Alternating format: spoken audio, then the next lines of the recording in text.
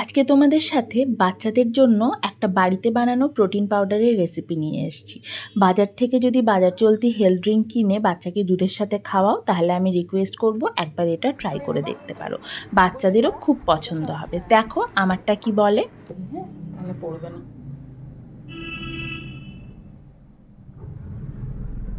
কেমন খেতে?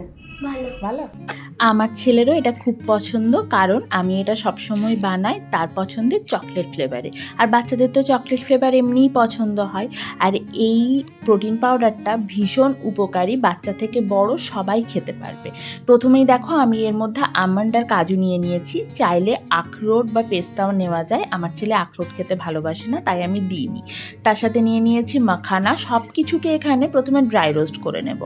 আমন্ড, কাজু, মাখানা তিনটেই নিয়েছি হাফ কাপ করে। ওটস নিয়েছি 1/4 কাপ।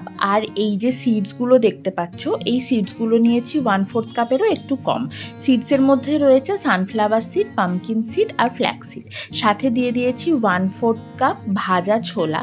সমস্ত কিছুকে ভালো করে মিশিয়ে নিয়েছি। মিশিয়ে নেওয়ার পর এখন এগুলোকে ভালো করে গুঁড়ো করে নিতে হবে, যাতে একদম স্মুথ একটা ফাইন পাউডার তৈরি হয়ে যায়। এরকমভাবে আমি ছোট ছোট ব্যাচে গুঁড়ো করছি।